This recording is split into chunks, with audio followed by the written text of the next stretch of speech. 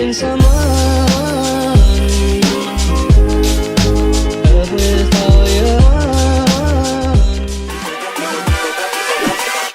Hold up.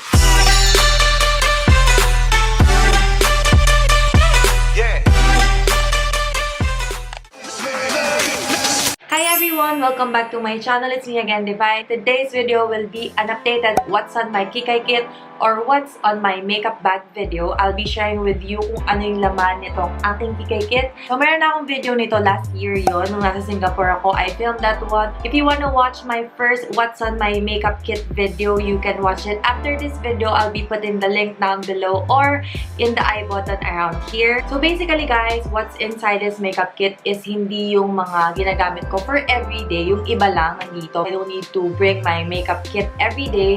Kaya yung mga everyday makeup ko is nasa vanity.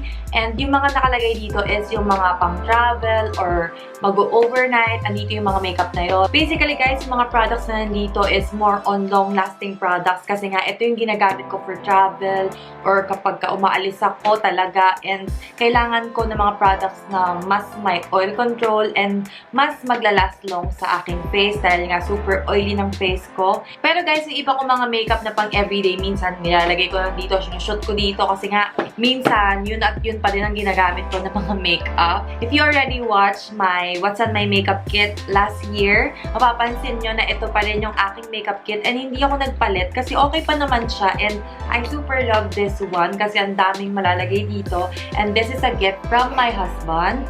Ayan, this is from Victoria's Secret. I super love this one talaga kasi ang daming malalagay. Maliit lang to guys, super handy niya. Super spacious niya and di siya bulky dalhin. Ayan, ang dami niya ng laman sa loob. Yung iba sa mga makeup ko guys, dala-dalawa kasi dati nung nag-work pa ako, ayoko na minsan may nakakalimutan ako, hindi ko nalalagay sa makeup kit. So I'll open the pouch na and let's see what's inside. Random na lang to ang pagbunot ko dito kasi hindi naman siya organized talaga. So, I'll start with this one. Ayan. This is the Inga Cover Fitting Tattoo Foundation and the shade... What's my shade? Number 2. Ito guys, nasa pouch ko siya kasi I love the packaging of this one. Super travel friendly. And ito, ang ganda ng coverage niya. Seamless lang siya. Hindi sobrang kapal ng coverage. Pero, pag gusto mo yung everyday makeup look na no makeup look, ito yung ginagamit ko. Kaya ito yung mostly dinadala ko. Next naman is itong aking The Professional Pore Primer from Benefit. Ito naman, maliit din yung size. Perfect for traveling. Syempre, kapag ka nagta-travel ako, mas oily yung face ko. Most of the time, nagpo-primer talaga ako. Pero for everyday, I don't usually use primer. Kasi sensitive yung skin ko and minsan feeling ko dahil sa primer nagkakaroon ako ng mga pimples. Ewan ko, yun lang yung pansin ko for my skin. So, ayan, the Professional Primer. Next is the 𝘗𝙤𝙡𝙡𝙗𝙗 Honey Moisturizing Lip Balm. Kapag minsan nagta-travel kami, para naman akong kambing dun. Minsan nagta-travel kami and kapag nagda-dry yung lips ko ng sobra, minsan sa aeroplano, kaya nagda-dry yung lips ko. And favorite ko rin tong Birth Bees na to. I'm a lip tint person, diba? Kaya most of the time talaga dry ang aking lips. Siguro dahil sa lip tint. Depende sa lip tint. Kaya every night naglalagay ako ng lip balm kapag di ko nakalimutan ha.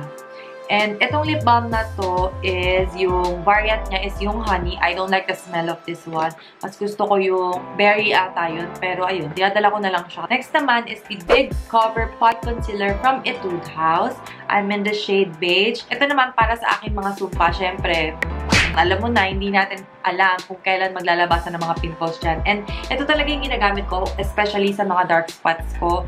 Sobrang ganda niya kasi mas okay pala yung pot concealer kaysa sa concealer kapag nagtatakip ka ng mga sumpa dahil mas hindi siya halata and mas full yung coverage niya, mas thick yung consistency niya, perfect for pimples or hyperpigmentations. Next is, yan, blotting paper. Dahil nga super oily ako, I always need to blot. And ito, this is from Japan. Hindi ko alam kung anong brand nito. Ayoko nung may powder kasi minsan nga nagkaka-cause yun ng breakout.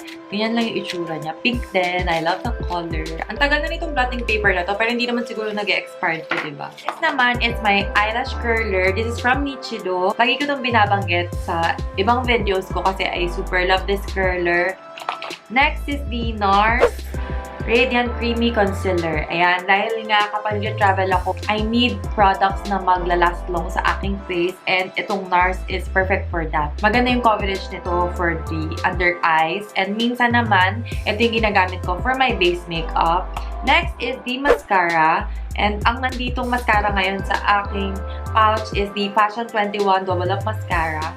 Ang favorite ko is yung Heroine. Yun yung laging nasa pouch ko. Yun yung laging dala ko. Pero ngayong mga panahon na to, napapagod na ako na magtanggal ng waterproof makeup besh and minsan sobrang antok na ako and ang tagal niya matanggal ng mga waterproof makeup, lalo na yung Heroine make. Pero with this one, maghihilamos ka lang and kasama na siya. Maghiwalay siya. Hindi siya yung matagal matanggal. Next is the Heroine make Smooth Liquid Eyeliner. My favorite one. Ito, yan yung gamit ko. Ang ganda nito. And hindi ako makakaalis ng wala to. Ako kasi, mahilig ako mag-eyeliner, mahilig ako mag-wing liner, and this one is perfect. Ang dali niyang gamitin, madali siyang i-control. For the beginners out there, you can buy this one if you are looking for a liquid eyeliner, and sobrang tagal nitong maubos, as in. Yung una kong ganito, may laman pa din siya hanggang ngayon. Next is my Makeup Forever. Ito yung kanilang Velvet Foundation. And sa Makeup Forever, guys, sobrang lawak ng shade range nila. Kaya, makakapili ka talaga kung anong shade ang gusto mo. And what I love about this one is yung kanyang mirror. Ayan. Ang laki. And also, guys, this one is perfect if you have oily skin. Ang tagal niya mag-oil. Grabe. Kaya siguro medyo pricey ito kasi, ayun, nabibigyan naman talaga niya ng hustisya kasi matagal siya mag-oil up. Next is the Art Class by Rodin, yung Too Cool for School nila na for shading. Ito yung ginagamit ko, guys, for contour. Siguro nakita nyo na to, no? Malapit ko na atang mahit pan eh. Pero yung gitna lang. Dito lang banda. Ito yung ginagamit ko for my nose, for my face, to contour. And also travel friendly. Sobrang gaan niya. Meron kasi ako mga palette like this one. Yung ELF. This one is good for traveling din kasi merong highlighter, ayan, meron na siya, complete na siya. Pero, ang laki niya lang, guys. Ayan, no. Sayang yung space kapag ito yung dinala ko. And, mabigat siya. Medyo mabigat to, kaya I'll go for this one. Next is my highlighter, which is the Benefit Dandelion, yung mini version. This one is perfect for traveling. Ang liit lang niya, super cute. Ang ganda ng packaging nito, no? Para lang siyang carton, pero matibay siya, hindi yung carton na sirain. And ito, guys, may kasama na siyang brush. Ayan. Tapos may salamin na din. 'Di ba? I always have this one, hair velcro. May mga buhok pa, besh. Guys, ito talaga, hindi talaga ako mawawala nito. Lagi ako may stock nito. Dahil ako din, kapag bago ako matulog, guys, nakaganto ako. Bago ako matulog talaga, meron ako nakalagay dyan. Kasi, before, nagka-breakout ako sa noo, hindi ko alam kung anong reason. So, simula noon, naggaganto na ako para hindi nagkakalat yung aking hair sa aking forehead. Yun, nakasanayan ko na hindi na ako sanay na walang ganito. Also, may bangs ako kaya lagi akong may ganito. Next, guys, is my pangkilay, which is the Anastasia Deep Brow Pomade. I'm in the shade Medium Brown. Ito, guys, hindi ko rin siya masyadong gamit na gamit. Ayan. As you can see, most of the time ginagamit ko to for traveling kasi ayan, ang ganda niya. Ayan, guys, gamit ko siya ngayon, yung Anastasia. Pero for everyday, I'm using the Shawil, my favorite one. Kasi nga, mas mabilis siyang gamitin. Next, guys, is my Egg Lips Blur Powder Pack. So, kapag ayaw ko ng sobrang coverage, I always use this one. This one is a translucent powder. Yan, maliit lang siya. Kapag gusto ko yung natural look lang, ayaw ko ng sobrang coverage. For my blush on, same brand, Egg Lips. I'm in the shade Caramel Pink. Ayan, binasa ko pa. Ayan, kasi Korean shade. Most of my blush-ons, guys, ganito yung mga shade. Parang yung sa Fig ng Everbilena. Ganun klaseng mga shades yung mga laging gusto ko. This is also super handy. Ang liit lang ng packaging niya. Sometimes dala ko yung Chris or yung Everbilena na Fig kasi ganun din yung mga shade niya. Parang kahawig din nito. Next naman is my 3CE Triple Shadow in the shade Dainty Tasty. Meron siyang 3 shades and lagi ko tong dinadala talaga kasi ang liit niya lang. Perfect for traveling and I love the colors. Itong eyeshadow na to, sobrang pigmented din niya. I super love this one. I always bring this with me. Next is my contact lens case. Ayan. Lagi akong may dalang contact lens kasi lagi ako nagko-contact lens. Hindi rin pwedeng hindi ako nakakapagdala ng case. Pero minsan, nilalagay ko sa bottled water. Yung mga konti na lang yung laman, nilalagay ko din yung contact lens ko. Pag uwi ko, ilipat ko siya ulit sa solution. Ganun yung ginagawa ko. Alam niyo na to guys, siguro marami nang meron sa inyo nito. Lagi rin ako merong stock nito kasi hindi pwedeng mawala ang lip tint sa buhay ko, besh. And also, I have this one sa aking makeup kit. Ito yung aking pangkuha ng contact lens, guys. Ayan, pang Titas of Manila. Meron akong, anong tawag dito? 𝘽𝙤𝙡𝙡𝙡𝙡 Golden Star Aromatic Balm. Ito guys, nabili namin to sa Vietnam. Ang dami ko nabili nito yung parang isa siyang pack kasi nga, mahiluhin ako guys. And anemic din ako, mababa yung dugo ko, kaya most of the time talaga nahihilo ako.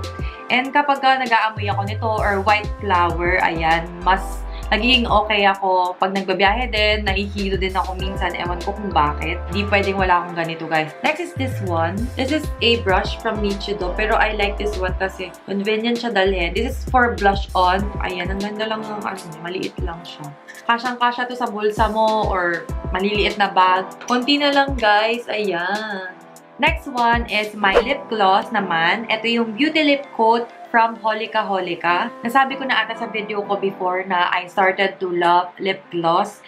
And ito yung isa sa mga lagi kong ginagamit. Kasi minsan meron akong gustong shade ng lip tint and gusto ko lang siyang dagdagan ng clear gloss para maging glossy lang siya. Kasi nga, hindi naman lahat ng lip gloss ko meron lahat ng kulay na gusto ko. So, this one is perfect kapag gusto mo lang maging glossy yung lips mo and meron kang shade na gustong-gusto na lip tint. Next is my Real Technique brush. Ayan, foundation brush lang siya. Kapag gusto ko lang gumamit ng brush and ayokong gumamit ng sponge. Ito pala yung ginagamit ko for my translucent powder. Ayan. Next is the 𝘽𝙪𝙨𝙚𝙯 Eyebrow Gel. I use this one sa aking kilay before ako magkilay or after. Aking, ayan, contouring brush. Ewan ko kung bakit guys, pero naging paborito ko to. This is from AOA Studio. Ang liit lang kasi niya and hindi siya masyadong bulky dalhin. Unlike yung iba kong brush, ang tataba. Next is another brush. This is from Zoeva. This is the Sheer Chick. Pang chick naman to guys. Ayan. Bakit dalawa yung dalawang pang chick? Pero ayan. Ginagamit ko dalawa. So, kapag masikip na, syempre magbabawas ako kung ano dito. Pero ito yung mas gusto ko kasi mas maganda siyang pang-apply ng mga blush on. Dalawa na lang guys. Wala na siyang laman.